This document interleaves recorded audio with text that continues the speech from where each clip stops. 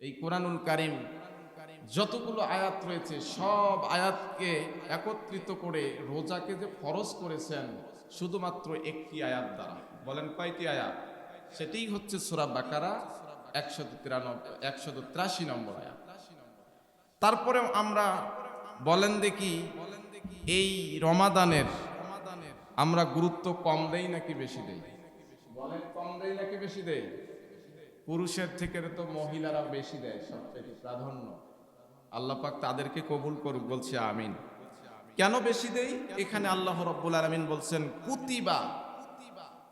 এই কাতাবা কুতিবা এর অর্থ হচ্ছে আল্লাহ পাক লিখে দিয়েছেন। সুবহানাল্লাহ বলেন। কি করে দিয়েছেন? লিখে দিয়েছেন। আল্লাহ রাব্বুল আলামিন বুঝাইতে চাচ্ছেন কুতিবা দিয়ে রোজাকে এতটাই আমি আল্লাহ রাব্বুল আলামিন গুরুত্ব দিয়েছি। ইমানদারদেরকে বললেন কুতিবা, রোজা যে ফরজ, ফরজ শব্দটা ব্যবহার করে নাই। আল্লাহ রাব্বুল আলামিন এটা লিখে দিয়েছেন তামাম পৃথিবীর মানুষদের জন্য যারা ইমানদার। কাতাবা অর্থাৎ কুতিবা, তোমাদের প্রতি লিখিবদ্ধ করে দিয়েছি রমাদান মাসে রোজা রাখা ফরজ। বলি সুবহানাল্লাহ। এই যে আল্লাহ রাব্বুল আলামিন লিখে দিলেন, লেখার কিন্তু অনেক গুরুত্ব। গুরুত্বটা কেমন একটা এক্সাম্পল দেই। কোনো ব্যক্তি যদি 10 শতক বা 1 বিঘে জমি যদি বিক্রি করে, যিনি ক্রেতা, যিনি জমিটাকে কিনবে, বলেন দেখি সে যদি টাকা দেয় আর জমির মালিক যদি বলে ভাই তোমাকে জমিটা আমি এমনিতেই দিয়ে দিলাম, টাকা দাও, দলিল করে দেব না, বলেন দেখি যিনি ক্রেতা জমিটা কিনবে সে কি এই জমিটা নিবে নাকি? বলেন নিবে? নিবে না। কারণ সে বলবে ভাই তুমি পাগল নাকি, আমি তোমাকে টাকা দিয়েছি, এক হাতে টাকা আর এক হাতে জমি কি করে দিতে হবে? দলিল করে দিতে হবে, অর্থাৎ লিখে দিতে হবে। তার মানে একটা পাগলও যদি জমি কেনে তারপরেও জমিটা লিখে দিতে হবে, দলিল করে দিতে হবে, কারণ লেখালেখির গুরুত্ব অনেক বেশি। আজকে তুমি জমিটা টাকা নিয়ে আমাকে দিবা, কিন্তু তোমার পরে তোমার প্রজন্ম, তোমার সন্তানাদি বলবে এই জমি বাবার নামে লিখিত, এই জমি তোমার নয়। তার মানে লেখালেখির আল্লাহর কাছে কি গুরুত্ব রয়েছে। এই গুরুত্ব দিয়ে আল্লাহ রাব্বুল আলামিন এটাকে হার্ডলি বলছেন কুতিবা আলাইকুমুস সিয়াম, লিখে দিলাম সমস্ত ইমানদারের প্রতি সিয়াম রাখাকে আমি আল্লাহ রাব্বুল আলামিন ফরজ করে দিয়েছি। বলে সুবহানাল্লাহ। এখন এই সিয়াম কাকে বলে? আমরা যে রোজা রাখি, সিয়াম কাকে বলে? আসলে এই সিয়াম হচ্ছে সুবহে সাদিক থেকে শুরু করে, যখন সূর্য ওঠে নাই সুবহে সাদিক, তখন থেকে শুরু করে সূর্য অস্ত পর্যন্ত, অর্থাৎ যতক্ষণ পর্যন্ত সূর্য ডোবে নাই ততক্ষণ পর্যন্ত আল্লাহর সন্তুষ্টির উদ্দেশ্যে। বলেন দেখি কার সন্তুষ্টি? মানুষকে দেখানোর জন্য নয়। সন্তুষ্টি হবে কার? অর্থাৎ ইসলামের পরিভাষায় সিয়াম হচ্ছে সেইটা, রোজা হচ্ছে সেইটা আল্লাহ রাব্বুল আলামিনের সন্তুষ্টির জন্য সুবহে সাদিক থেকে সূর্য অস্ত পর্যন্ত, অর্থাৎ সূর্য যখন উঠবে তখন থেকে সূর্য ডোবা পর্যন্ত কয়েকটা জিনিস থেকে বিরত থাকার নামে হচ্ছে রোজা। প্রথম নাম্বার হচ্ছে পানাহার থাকা। বলেন প্রথম নাম্বার কি? সমস্ত কিছু থেকে পানাহার থাকা। যতগুলো খাদ্য দ্রব্য আছে, বিড়ি থেকে পান, গুল, যতগুলো আছে সমস্ত কিছু থেকে পানাহার থাকা, এটার নামেই হচ্ছে সিয়াম, এটার নামেই হচ্ছে রোজা। এখানেই সীমাবদ্ধ নয়। আল্লাহ রাব্বুল আলামিন ইসলামের মধ্যে বলে দিলেন শুধু পানাহার থাকা নয়, তোমাকে 2 নাম্বার, তুমি যদি সিয়াম সুন্দরভাবে আদায় করতে চাও, আল্লাহ রাব্বুল আলামিন তার রাসূলের মাধ্যমে বললেন তোমাকে স্ত্রী সহবাস থেকে তোমাকে বিরত থাকতে হবে। স্ত্রীর সহবাস থেকে কি থাকতে হবে বলেন দেখি? তাহলে রোজা হচ্ছে আল্লাহর সন্তুষ্টির জন্য সমস্ত খাবার থেকে, পানাহার থেকে বিরত থেকে, স্ত্রীর সহবাস থেকে বিরত থাকতে হবে। এটা হচ্ছে আল্লাহর সন্তুষ্টির জন্য। বলেন কার সন্তুষ্টির জন্য? এটার নাম হচ্ছে রোজা, এটার নাম হচ্ছে সিয়াম। আচ্ছা একটু উত্তর দিবেন কথার। বলেন দেখি স্ত্রী একজন স্বামীর জন্য হালাল নাকি হারাম? হালাল। বলেন হালাল নাকি হারাম? একজন স্ত্রী স্বামীর জন্য হালাল, কিন্তু আল্লাহ রাব্বুল আলামিন এখানে বললেন যখন তুমি সিয়াম থাকবা, রোজা থাকা অবস্থায় স্ত্রীর কাছে যাওয়া যাবে না, স্ত্রীর সাথে যৌন মিলন করা যাবে না। স্ত্রীর সাথে সহবাস করা যাবে না।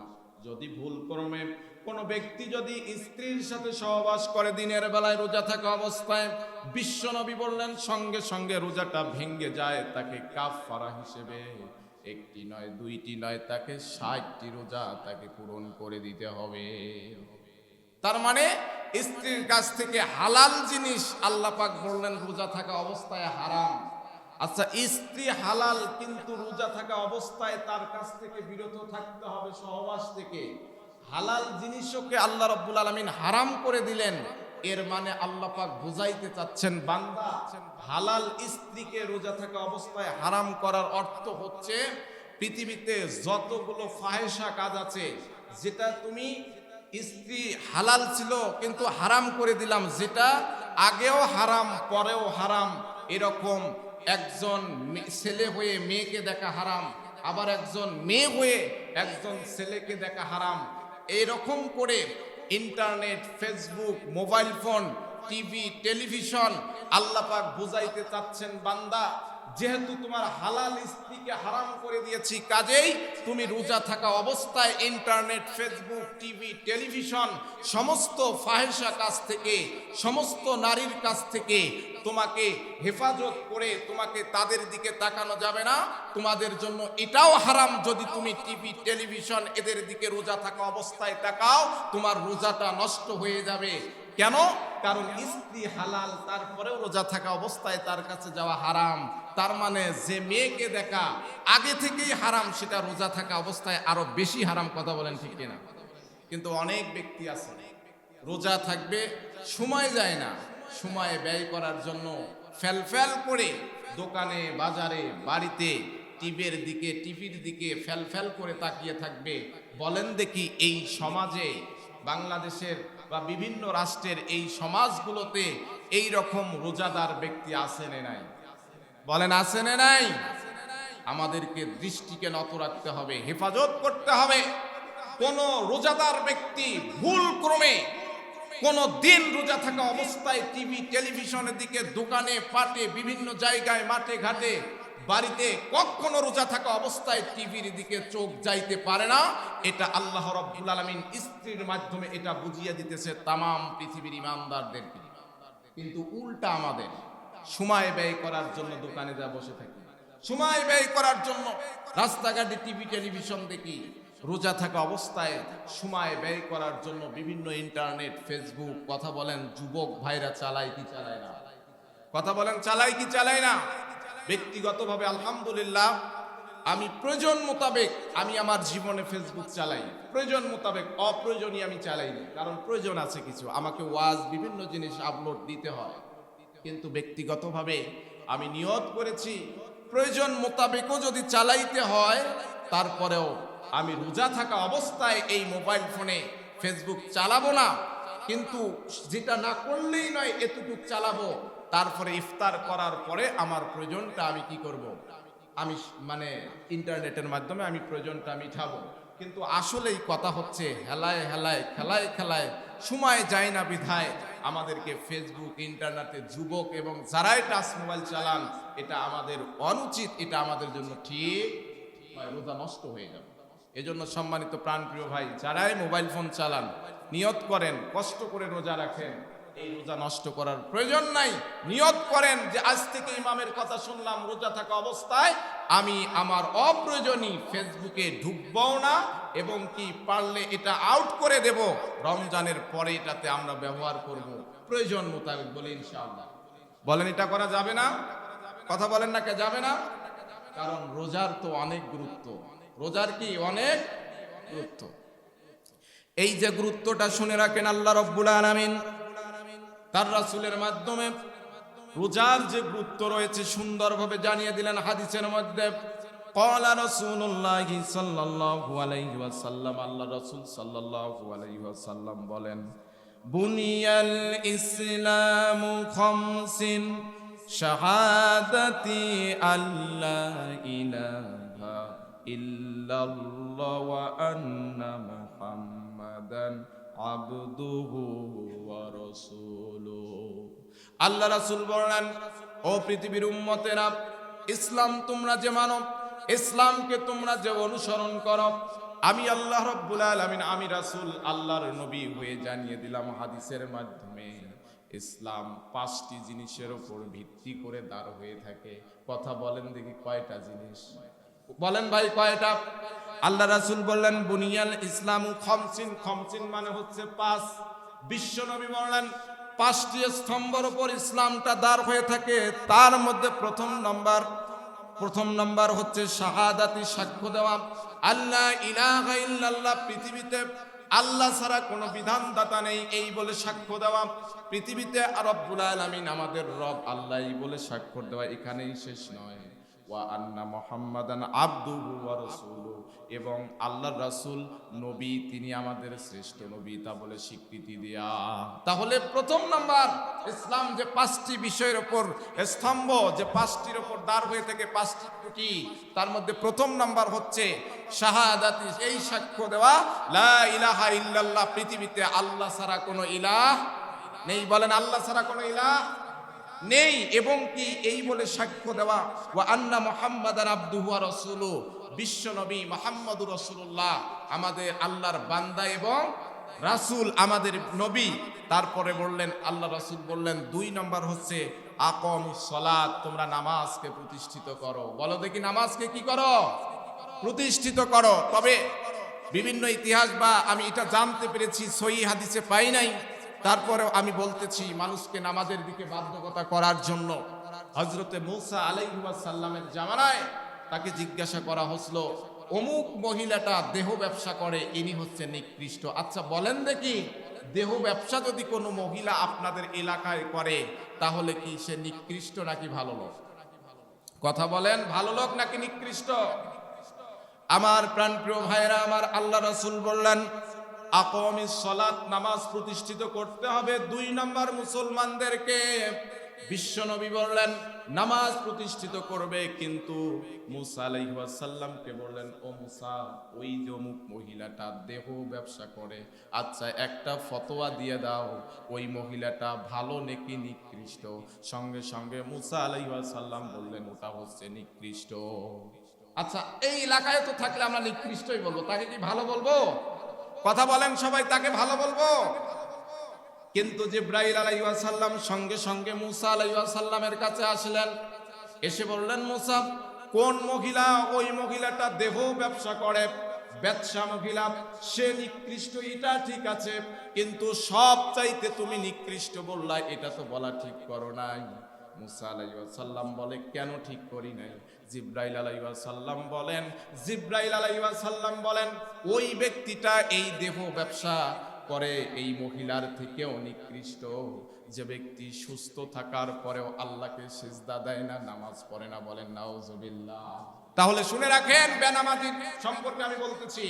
আকামুস সালাত, আল্লাহ রাসূল বলেন নামাজ প্রতিষ্ঠিত করো, এবং কি এই নামাজ যারা প্রতিষ্ঠিত করবে না, নামাজ যারা পড়বে না, মূসা আলাইহিস সালামের জামানায়, বনি ইসরাইলের জামানার একটা ঘটনা দিয়ে বুঝাইলাম যে একটা দেহ ব্যবসা করে এই মহিলারও যেটা আল্লাহর কাছে দাম নিকৃষ্ট, ঠিক আছে, তার থেকে জঘন্য হাজার হাজার কোটি নিকৃষ্ট যিনি হচ্ছে সুস্থ থাকার পরেও আল্লাহকে সিজদা করে না, নামাজ পড়ে না, দেহ ব্যবসা করে, তার যদি দাম থাকে আল্লাহর কাছে এই বেনামাজির এক চুল পরিমাণ দাম নেই।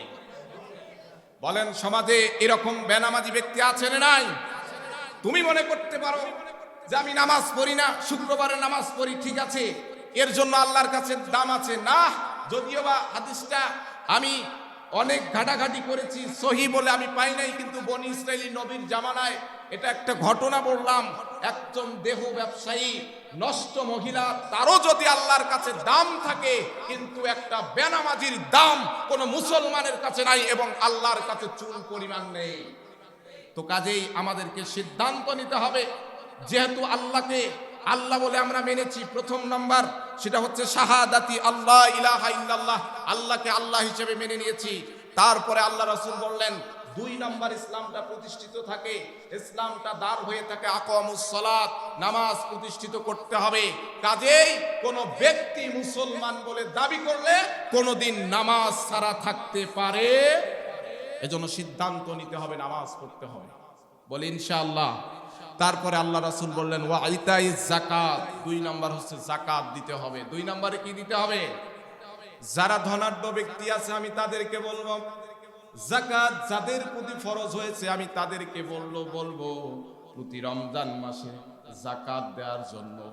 কারণ 1 বছর ফুল হওয়ার পরে একজন মুসলমানের প্রতি বলেন দেখি যাকাত দেওয়ার দরকার আছে না? বলেন আছে না নাই?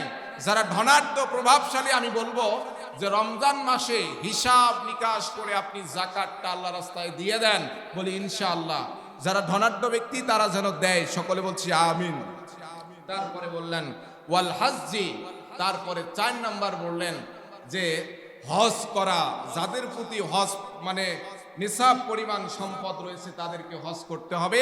তারপরে বললেন ওয়া সাওমির রমাদান, অর্থাৎ ইসলামটা 5টি জিনিসের 5টি খুঁটির ওপর যে দাঁড় হয়ে থাকে। 5 নম্বর হচ্ছে ওয়া সাওমি রমাদান, যারাই মুসলমান বলে দাবি করবে তাদেরকেই রমাদান মাসে সিয়াম রমজান আদায় করতে হবে। আচ্ছা বলেন দেখি ভাই, আজকের সমাজগুলোতে অনেক ব্যক্তি আছে সুস্থ তারপরেও রোজা থাকে না, বলেন এই রকম ব্যক্তি আছে না নাই? বলেন আছে না নাই? অনেক ব্যক্তি আছে সুস্থ তারপরেও রোজা থাকে না। সমাজের বুকে আমরা এরকম অনেক ব্যক্তি খুঁজে পাই। আমার লজ্জা হয় যে কেন এরা রোজা রাখে না। কারণ রোজা না রাখলেই তাকে জাহান্নামে যেতেই হবে, এই কথাতে কোনো সন্দেহ নেই। আমি বলতে চাই, আপনারা কি জান্নাত যেতে চান নাকি জাহান্নামে যেতে চান? তাহলে এখানেও যদি কোনো ভাই বলে থাকে আমি জান্নাত যেতে চাই, কিন্তু রোজা যদি সুস্থ থাকার পরেও যদি না রাখে, সে বোকার স্বর্গে বাস করতেছে। সে মনে করে রোজা না রাখি কোনো সমস্যা নাই, যেহেতু আল্লাহ বলে স্বীকার করেছি আল্লাহকে, মুসলমান হয়েছি, আজ হোক কাল হোক জাহান্নামে যদিও যাই তাও আল্লাহ পাক আমাকে একদিন নাতে একদিন বের করে জান্নাত দিবে। এই রকম বলার মতো মুসলমান সমাজে আছে না নাই? বলে আমি মুসলমান, কালেমা পড়েছি বিধায় একদিন নাতে একদিন আমাকে জাহান্নাম থেকে বের করে জান্নাত দিবে, এই মর্মে হাদিস আছে, সহিহ হাদিস, কথাটা ঠিক।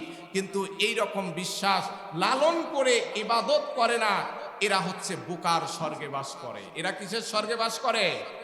যারা বলেন নামাজ পড়ি না, রোজা করি না, ইসলামী আন্দোলন করি না, রোজা করতেছি না, একদিন নাতে একদিন জাহান্নামে যাব, সকলেই শুনে রাখেন, এটা বিশ্বাস করতে হবে আল্লাহ পাক দিবে, কিন্তু সময়টা কতদিন হবে একটু জেনে রাখেন। জাহান্নামে ভয় নাই, জেনে রাখেন আল্লাহ রাসূল বললেন প্রতিটা জাহান্নামের ভিতরে আগুন থাকবে। বলেন প্রতিটা জাহান্নামের ভিতরে কি থাকবে? বিশ্বনবী বললেন, সাহাবা ইকরাম শুনে রাখো, এমন কোন জাহান্নাম নাই যে জাহান্নামের ভিতরে আগুন থাকবে না। আল্লাহ রাসূল বললেন কোন বান্দা যখন জাহান্নামের ভিতরে প্রবেশ করবে, সব চাইতে নিম্ন পাপ, একটু অন্তরটা নরম করে কথাগুলো শোনেন, পরিবর্তন হতে হবে আমাকে এবং আপনাদেরকে। কেন আমরা রোজা রাখি না সুস্থ থাকার পরেও? অনেকের সন্তান 12 বছর হয়েছে, কিন্তু বাবার এতটাই তার সাথে ভালোবাসা, এতটাই প্রীত, এতটাই তার সাথে শ্রদ্ধা ভালোবাসা, বাবাকে ছেলেকে বলে যে ছেলে কেউ এখনো তুমি ছোট আছো, তোমার রোজা থাকার দরকার নাই, কারণ তোমার থেকে বড় বড় ব্যক্তিরাও তো রোজা রাখে না। বলেন দেখি সমাজে এইরকম বাবা মা আছেন না? এতই ছেলের প্রতি মহাব্বত, 12 বছর হয়ে গেছে, ছেলেকে বলে বাবা রোজা থাকার দরকার নাই, তার হচ্ছে কথা তোমার থেকে বড় বড় মানুষ রোজা রাখে না। আরে বাবা না রাখুক সেটা পরের কথা, কিন্তু 12 বছর হলে তো ছেলের প্রতি মেয়ের প্রতি রোজা রাখা ফরজ। এই ছেলে মেয়েকে যদি আমি রোজা রাখার না তাগিদ দেই, ছেলেকেও জাহান্নামে যেতে হবে, মেয়েকেও যেতে হবে, আমাকেও যেতে হবে। আপনাকে আগে মানুষকে দেখা যাবে না, আপনাকে ভয় করতে হবে জাহান্নামকে। জাহান্নামটা কেমন? বিশ্বনবী বললেন জাহান্নামটা এমন একটি জায়গা, আল্লাহর নবী বললেন যে ব্যক্তিটা সবচাইতে কম পাপ করেছে, কম পাপ করার পরে যখন জাহান্নামের ভিতরে ঢুকবে তাকে আগুন দেয়া হবে। আল্লাহ রাসূল বললেন এমন কোন জাহান্নাম নাই যে জাহান্নাম গুলোতে আল্লাহ রাব্বুল আলামিন আগুন রেডি করে রাখে না। একটু চিন্তা করে বলেন দেখি, জাহান্নামের আগুন দুনিয়ার আগুনের থেকে 69 গুণ তেজ, গরম, পাওয়ার বেশি। আচ্ছা বলেন দেখি ভাই, দুনিয়ার আগুনে আমরা একটা আঙ্গুল পোড়াইতে পারবো?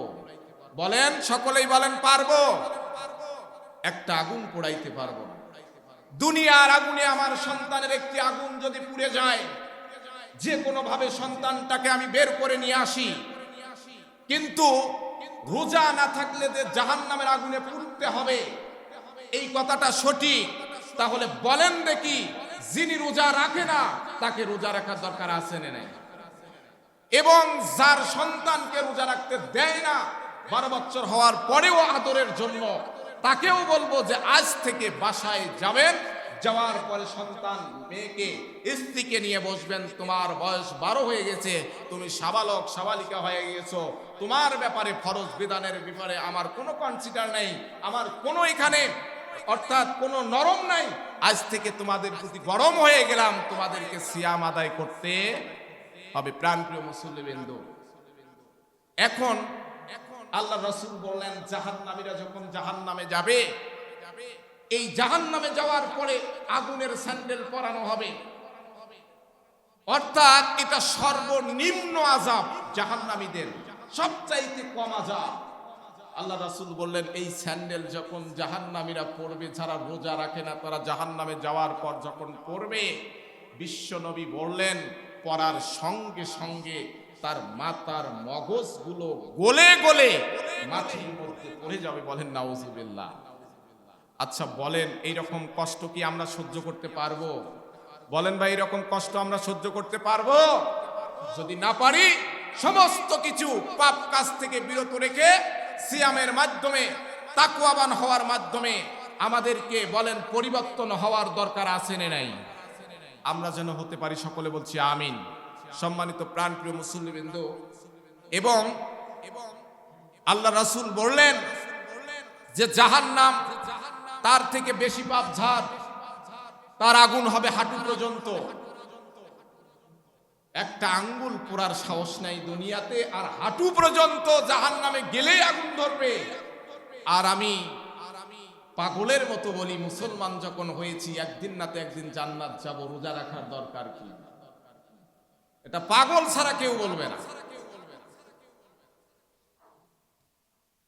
আল্লাহ রাসূল বললেন যার তার থেকে বেশি পাপ, তার আগুন হবে কোমর পর্যন্ত।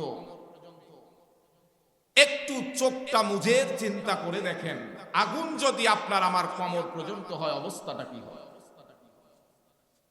আমরা দুনিয়াকে কঠিন প্রাধান্য দিয়েছি, আখিরাতকে আমরা প্রাধান্য দেই।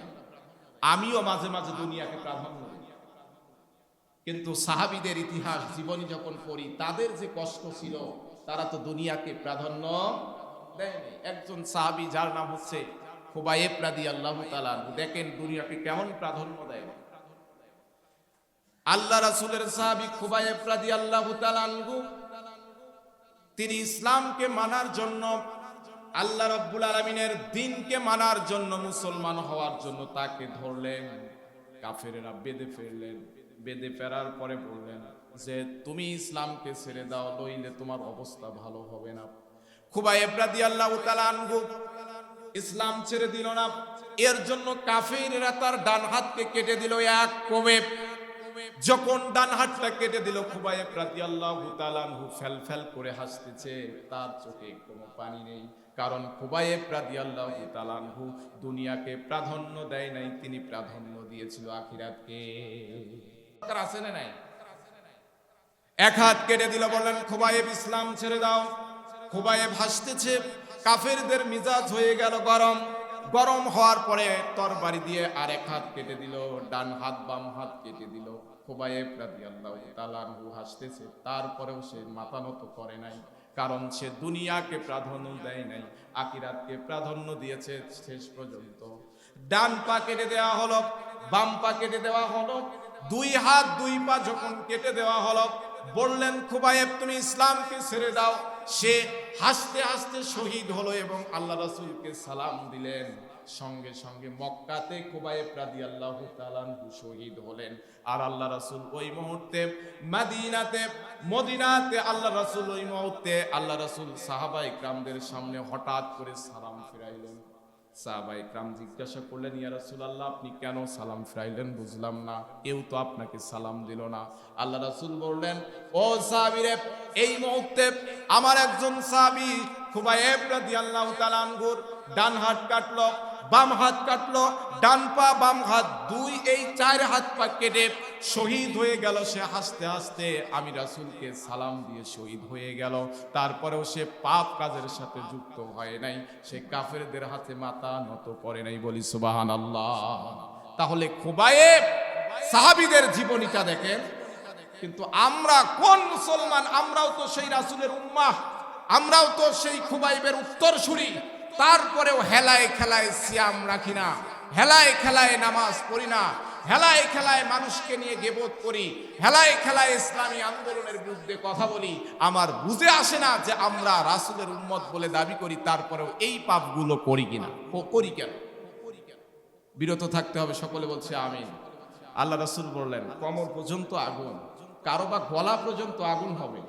আল্লাহ রাসূল বললেন, সর্বোচ্চ যিনি পাপ করেছে তাকে আগুনের নদীতে সত্রানো হবে। বলি না নাউজুবিল্লাহ।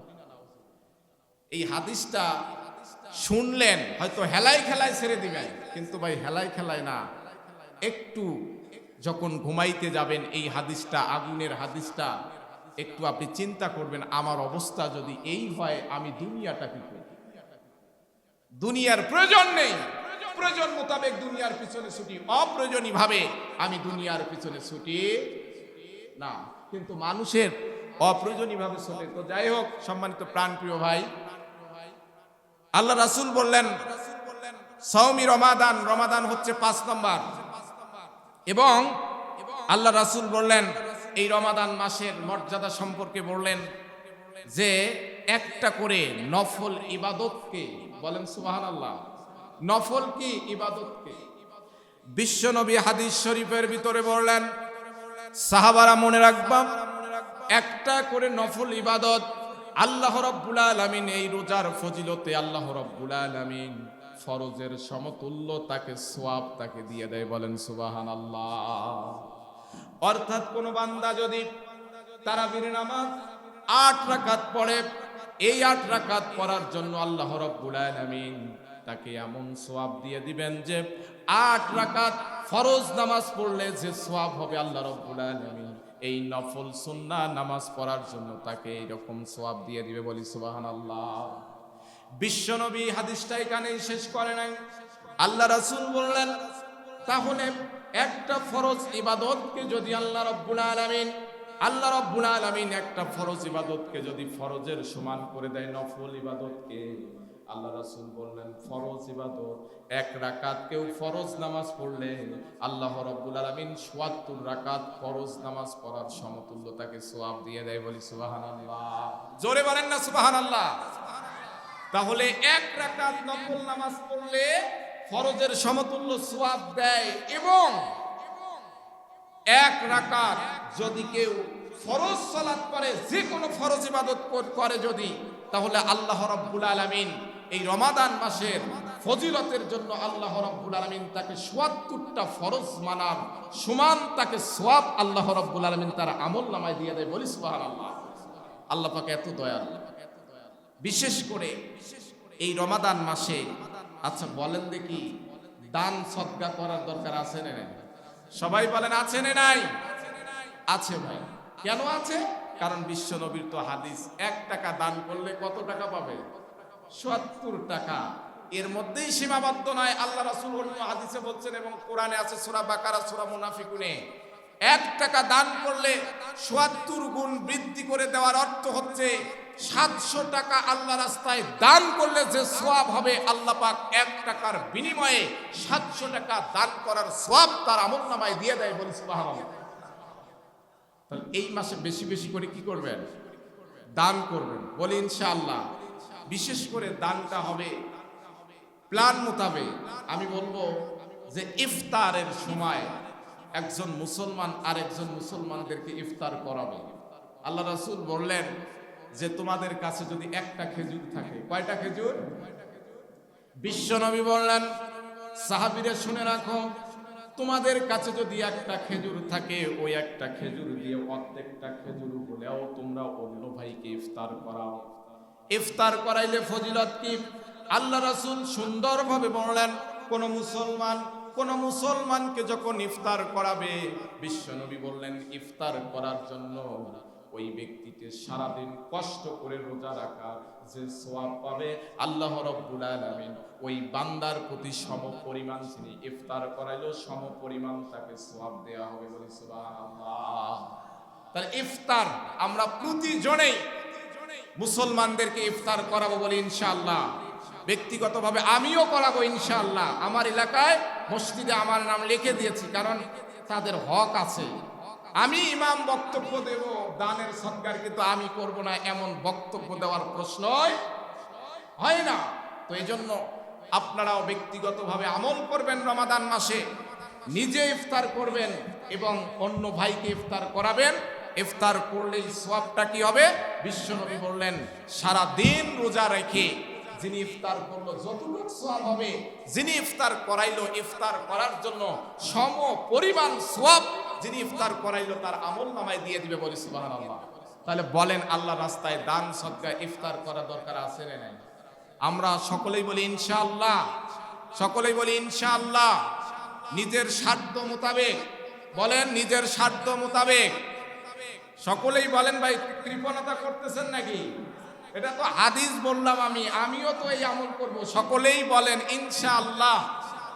নিজের স্বার্থ মোতাবেক, স্বার্থের বাইরে তো যাওয়া যাবে না। নিজের স্বার্থ মোতাবেক আমরা মুসলমান হয়ে আরেকজন মুসলমানকে ইফতার করাবো। সকলেই বলি ইনশাআল্লাহ।